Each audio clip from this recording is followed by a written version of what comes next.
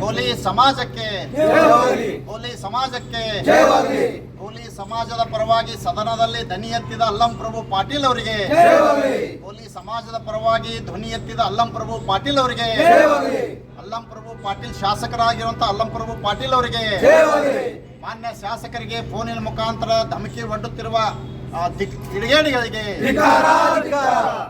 ಮಾನ್ಯ ಶಾಸಕರಿಗೆ ಫೋನಿನ ಮೂಲಕ ಬೆದರಿಕೆ ಒಡ್ಡುತ್ತಿರುವಂತಹ ಕಿಡಿಗೇಡಿಗಳಿಗೆ ಏನು ಮೊನ್ನೆ ನಡೆದಂಥ ಅಧಿವೇಶನದಲ್ಲಿ ಕೋಲಿ, ಕಬ್ಬಲಿಗ, ಅಂಬಿಗ, ಬೆಸ್ತ, ಬಾರ್ಕಿ ಈ ಜಾತಿಗಳನ್ನು ಪರಿಶಿಷ್ಟ ಪಂಗಡಕ್ಕೆ ಸೇರ್ಪಡೆ ಮಾಡಬೇಕು, ಸೇರ್ಪಡೆ ಮಾಡುವ ಸಲುವಾಗಿ ಸುಮಾರು 40 ವರ್ಷಗಳಿಂದ ನಿರಂತರವಾಗಿ ಹೋರಾಟಗಳನ್ನು ಮಾಡಿಕೊಂಡು ಬಂದಿದ್ದಾರೆ. ಅನೇಕ ಆಯೋಗಗಳು ಈ ಜನಾಂಗಕ್ಕೆ ಪರಿಶಿಷ್ಟ ಪಂಗಡದಲ್ಲಿ ಸೇರ್ಪಡೆ ಮಾಡಬೇಕಂತ ವರದಿಗಳನ್ನು ಕೊಟ್ಟಿದ್ದರೂ ಸಹ ಇಲ್ಲಿವರೆಗೆ ಇವರಿಗೆ ನ್ಯಾಯ ಸಿಕ್ಕಿಲ್ಲ. ಹಾಗಾಗಿ ಇವರಿಗೆ ನ್ಯಾಯ ಕೊಡಿಸಬೇಕು. ಪರಿಶಿಷ್ಟ ಪಂಗಡದಲ್ಲಿ ಸೇರ್ಪಡೆ ಮಾಡಲಿಕ್ಕೆ ಈ 5 ಜಾತಿಗಳನ್ನು ಕೇಂದ್ರ ಸರ್ಕಾರಕ್ಕೆ ಶಿಫಾರಸು ಮಾಡಬೇಕಂತ ತಿಳ್ಕೊಂಡು ಸದನದಲ್ಲಿ ಇವತ್ತು ಒತ್ತಾಯವನ್ನು ಮಾಡಿ ನಮ್ಮ ಬಗ್ಗೆ ವಿವರವಾಗಿ ಮಾತನಾಡಿರುವಂಥ ಕಲಬುರಗಿ ಜಿಲ್ಲೆಯ ದಕ್ಷಿಣ ಮತಕ್ಷೇತ್ರದ ಶಾಸಕರಾಗಿರುವಂಥ ಅಲ್ಲಂ ಪ್ರಭು ಪಾಟೀಲ್ ನಮ್ಮ ಜನರ ಬಗ್ಗೆ ಅವರು ಮಾತನಾಡಿದ್ದಾರೆ. ಈ ಸಮಾಜಕ್ಕೆ ಆದಂಥ ಅನ್ಯಾಯವನ್ನು ಇವತ್ತು ಸದನದ ಮೂಲಕ ಸರ್ಕಾರಕ್ಕೆ ಮನವರಿಕೆ ಮಾಡಿದ್ದಾರೆ. ನಿಜವಾಗಲೂ ಕೂಡ ಈ ಜನ ಬಹಳ ಕಷ್ಟದಲ್ಲಿದ್ದಾರೆ. ಇವತ್ತು ಇವರಿಗೆ ಯಾವತ್ತೂ STಯಲ್ಲಿ ಸೇರ್ಪಡೆ ಆಗಬೇಕಾಗಿತ್ತು, ಆಗಿಲ್ಲ. ಇವರು STಯಲ್ಲಿ ಸೇರ್ಪಡೆ ಮಾಡಬೇಕಂತ ಹೇಳಿ ಇವತ್ತು ನಮ್ಮ ಜನಾಂಗದ ಬಗ್ಗೆ ನಮಗಾಗಿರುವಂಥ ಅನ್ಯಾಯವನ್ನು ಇವತ್ತು ಸರ್ಕಾರಕ್ಕೆ ತೋರಿಸಿರುವಂಥ ಅಲ್ಲಂ ಪ್ರಭು ಪಾಟೀಲ್ ಜಿ ಅವರಿಗೆ ಇವತ್ತು ಕೋಲಿ ಸಮಾಜ ಯಾವತ್ತೂ ಕೂಡ ಋಣಿಯಾಗಿರ್ತದೆ. ಕೋಲಿ ಸಮಾಜ ಯಾವತ್ತೂ ಕೂಡ ಧನ್ಯತಾ ಭಾವದಿಂದ ನಾವು ಅವರನ್ನು ನೋಡ್ತೇವೆ.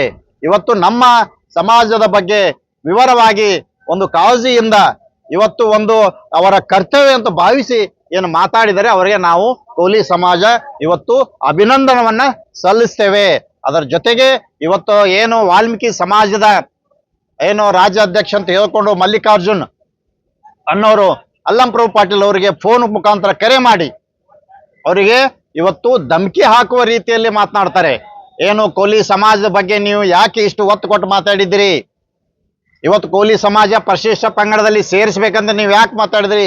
ಇವತ್ತು ಬೇಡ ಜನಾಂಗದ ನಾವು ಇವತ್ತು ನಮ್ಮ ಬಗ್ಗೆ ಕೂಡ ನೀವು ಮಾತನಾಡಬೇಕು.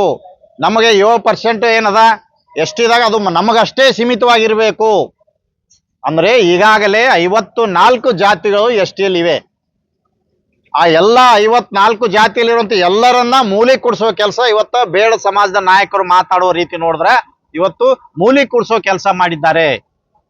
ಅಂತ ಒಂದು ಶಬ್ದಗಳನ್ನು ಅವರಿಂದ ನಾವು ಕೇಳ್ತಾ ಇದ್ವಿ.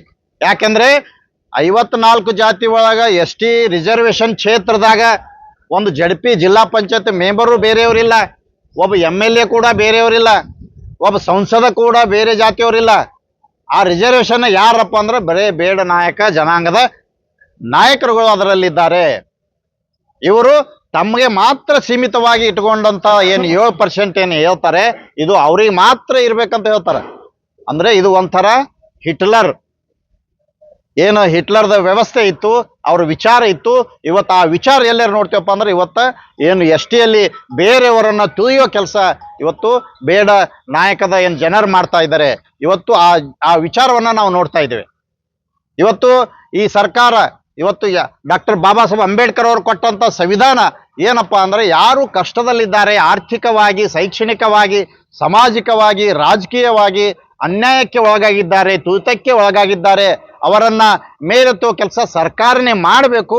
ಅದು ರಿಸರ್ವೇಶನ್ ಕೊಡೋ ಮೂಲಕ ಅಂಥವರಿಗೆ ರಿಸರ್ವೇಶನ್ ಕೊಟ್ಟು ಸರ್ಕಾರ ಏನಪ್ಪಾ ಅಂದ್ರೆ ಅವ್ರಿಗೆ ಮೇಲೆತ್ತಿ ಸಮಾನತೆ ತರಬೇಕಂತ ಹೇಳಿ ಏನವರು ಸಂವಿಧಾನವನ್ನ ಕೊಟ್ಟಾರ. ಆದ್ರೆ ಇವ್ರದ್ದು ಹೆಂಗಾಗ್ಯದಪ್ಪ ಅಂದ್ರೆ ಇವತ್ತು ಇವರು ರಾಜ ಮಹಾರಾಜರು ಅಂತ ಹೇಳ್ಕೊತಾರೆ, ಇವತ್ತಿಗೂ ಕೂಡ ನಾಯಕರು ಅಂತ ಹೇಳ್ಕೊತಾರ, ದೊರೆಗಳಂತ ಹೇಳ್ಕೊತಾರ. ಇವತ್ತು ಏನು ಹಡಗಲಿ ಒಬ್ಬ ರಾಜ ಮಹಾರಾಜರಿದ್ದೀವಿ ಅಂತ ಹೇಳ್ಕೊತಾರ. ಇವ್ರ ಹಿಂದೆ ಇವ್ರ ನಾಯಕರ ಇದ್ದು ಇವತ್ತು ನಾವು ಸುರಪುರದಾಗ ನೋಡಿದ್ರೆ ಅವರೆಲ್ಲ ಪಾಳೆಗಾರರು, ದೊರೆಗಳು. ಆದ್ರೆ ಸಂವಿಧಾನದ ವಿಚಾರದ ಪ್ರಕಾರ, ಕಂಡೀಷನ್ ಪ್ರಕಾರ ಇವ್ರು STಗೆ ಸೇರ್ಲಿಕ್ಕೆ ಅರ್ಹರೇನಿಲ್ಲ. ಇವ್ರು ರಾಜ ಮಹಾರಾಜ ಆದವ್ರಿಗೆ ಸೇರಿಸ್ಬೇಕಂತ ಇಲ್ಲದು. ವ್ಯವಸ್ಥಿತವಾಗಿ ಅನುಕೂಲಸ್ಥರ ಇವರು ಈ ರಾಜ್ಯದಲ್ಲಿ ಬಹಳ ಪ್ರಭಾವಿ ಶ್ರೀಮಂತರ ಪಟ್ಟಿಯಾಗಿ ಬರ್ತಾರೆ. ಇವತ್ತು ಸತೀಶ್ ಜಾರಕಿಹೊಳಿ ಅವರು ಕೂಡ ಅದೇ ಸಮುದಾಯದಾಗ ಬರ್ತಾರೆ. ಇವತ್ತು ಸುವರ್ಣಸೌಧ ಏನಿದೆ ಬೆಳಗಾವದಾಗ 10-15 ಕಿಲೋಮೀಟರ್ ಬೆಳಗಾವದಿಂದ ಅಲ್ಲಿ ಹೋಗ್ಬೇಕಾದ್ರೆ ಹೆಲಿಕಾಪ್ಟರ್ ಮುಖಾಂತರ ಹೋಗ್ತಾರೆ.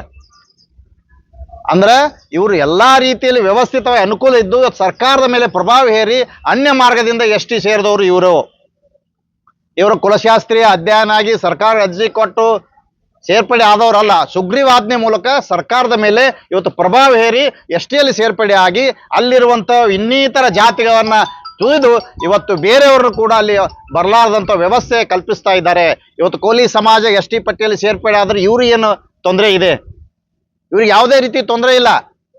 ಯಾರು ನಿಜವಾಗಿ ಅದಕ್ಕೆ ಅರ್ಹರಿದ್ದಾರೆ ಅವ್ರು ಎಸ್ ಟಿಯಲ್ಲಿ ಬರಬಾರ್ದು ಅಂತ ಇವರು ಹುನ್ನಾರ ಇದೆ. ಹೀಗಾಗಿ ಏನು ಅಲ್ಲಂಪುರ ಪಾಟೀಲ್ ಅವರಿಗೆ ಇವರು ಮಾತಾಡಿದ್ದಾರೆ ಅದನ್ನ ನಾವು ಖಂಡಿಸ್ತೇವೆ.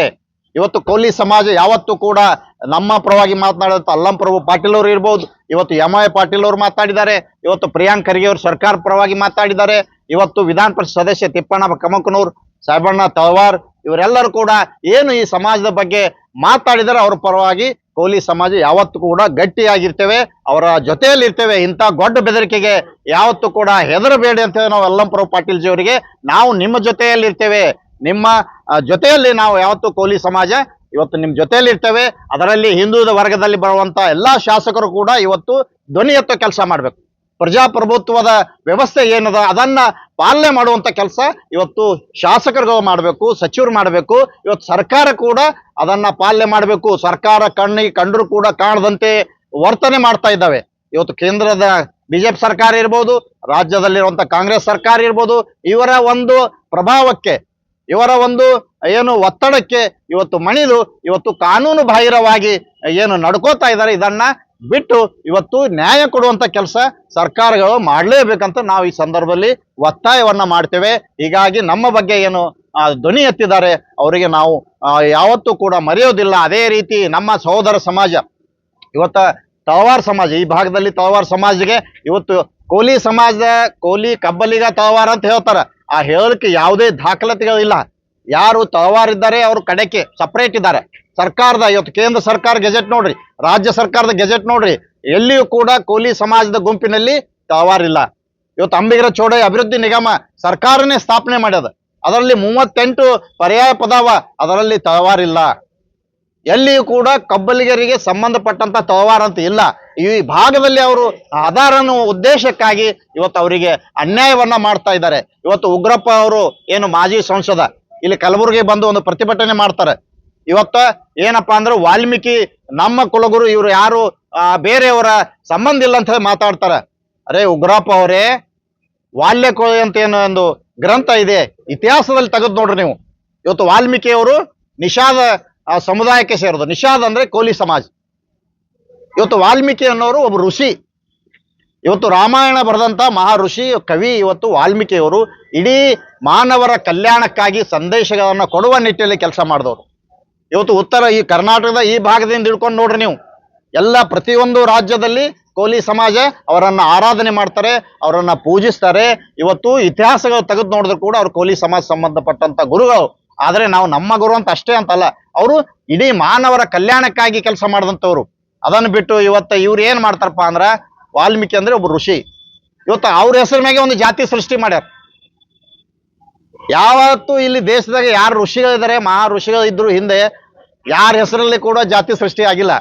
ಆದ್ರೆ ಇಲ್ಲಿ ಏನ್ ಮಾಡ್ಯಾರ, ಕರ್ನಾಟಕದಾಗ ಅವ್ರ ಹೆಸರ ಮ್ಯಾಗ ಒಂದು ಜಾತಿ ಸೃಷ್ಟಿ ಮಾಡ್ಕೊಂಡು ಉಳಿದೋರಿಗೆಲ್ಲ ಅನ್ಯಾಯ ಮಾಡ್ತಾ ಇದ್ದಾರೆ. ಇವರು ಫಸ್ಟ್ ಮೊದಲನೇದಾಗಿ ಎಸ್ ಟಿ ಸೇರ್ಪಡೆ ಆಗ್ಬೇಕಾದ್ರೆ ನಾಯ್ಕಡ ಜಾತಿ ಬಿಟ್ಟು ಹೋದ ಪರ್ಯಾಯ ಪದ ಅಂತ ವಾಲ್ಮೀಕಿ ಏನು ನಾಯಕ ಬೇಡ ಸಮುದಾಯದವ್ರು ಸೇರ್ಪಡೆ ಆಗಿದ್ದಾರೆ. ನಾಯ್ಕಡ ಅನ್ನೋದು ಇವತ್ತು ಇಡೀ ಭಾರತದಲ್ಲಿ ಕೋಲಿ ಸಮಾಜದ ಪದ ಇದೆ. ಇವತ್ತು ಗುಜರಾತ್ನಲ್ಲಿ ನೋಡ್ಬೋದು, ಉತ್ತರ ಪ್ರದೇಶದಲ್ಲಿ ನೋಡ್ಬೋದು, ಎಲ್ಲಿಯೂ ಕೂಡ ಕೋಲಿ ಸಮಾಜ ಪದ. ಅದೇ ಪದವನ್ನ ಬಳಸ್ಕೊಂಡು ಇವರು ಅಲ್ಲಿ ಸೇರ್ಪಡೆ ಆಗ್ಯಾರ. ಈ ಹಿಂದೆ ಏನಪ್ಪಾ ಅಂದ್ರೆ ಬೆಳಗಾವದಾಗ ಒಬ್ಬರು ಅದೇ ನಾಯ್ಕಡ ಜಾತಿ ಎಸ್ ಟಿ ರಿಸರ್ವ್ಸ್ ಒಳಗ ಒಬ್ಬ MLA ಅಲ್ಲಿ ನಾಮಿನೇಷನ್ ಮಾಡಿದ್ರು. ಅದಾದ ನಂತರ ಚುನಾವಣೆಯಲ್ಲಿ ಅವ್ರು ಗೆದ್ರು. ಅದ್ ನಂತರದಲ್ಲಿ ಅವ್ರ ಮೇಲೆ ಕೇಸ್ ಆದ್ರೆ ಅದು ರಿಜೆಕ್ಟ್ ಆಗ್ಯದ. ನಾಯಕ್ ಸಮುದಾಯದವರು ನಾಯ್ಕಡ ಅಂತ ಹೇಳಿ ಸೇರ್ಪಡೆ ಆಗಿದ್ರು, ಅದು ರಿಜೆಕ್ಟ್ ಆಗ್ಯದ. ಇವರು ನಿಜವಾಗಿ ಎಷ್ಟಿಗೆ ಅಲ್ಲ. ಆದರೂ ಕೂಡ ಇವ್ರದ್ದೊಂದು ಪ್ರಭಾವ ಏನದಲ್ಲ, ಇಡೀ ಸರ್ಕಾರಕ್ಕೆ, ಸರ್ಕಾರದ ಬಾಯಿ ಮುಚ್ಚುವಂತ ಪ್ರಭಾವ ನಡೀತಾ ಇದೆ. ಇದಕ್ಕೆ ಸರ್ಕಾರ ಏನಪ್ಪಾ ಅಂದ್ರೆ ಮನ್ನಣೆ ಕೊಡ್ತಾ ಇದೆ. ಅದು ತಪ್ಪು, ಅದಾಗಬಾರ್ದು. ಸಾಮಾಜಿಕ ನ್ಯಾಯ ಇವತ್ತು ಭಾರತ ದೇಶದಲ್ಲಿ ಪ್ರಜಾಪ್ರಭುತ್ವ ವ್ಯವಸ್ಥೆಯಲ್ಲಿ ಯಾರಿಗೂ ಕೂಡ ಅನ್ಯಾಯ ಆಗಬಾರ್ದು. ನಿಮ್ಮ ಸ್ವಾರ್ಥಕ್ಕಾಗಿ ಇನ್ನೊಬ್ಬರಿಗೆ ಅನ್ಯಾಯ ಆಡಿದ್ರೆ ನೀವು ಕಣ್ಣು ಮುಚ್ಕೊಂಡು ಕೂತೀರಂದ್ರೆ ಅದು ಸರ್ಕಾರ ಅಲ್ಲ, ಸರ್ಕಾರದ ಕೆಲಸ ಅದು ಅಲ್ಲ.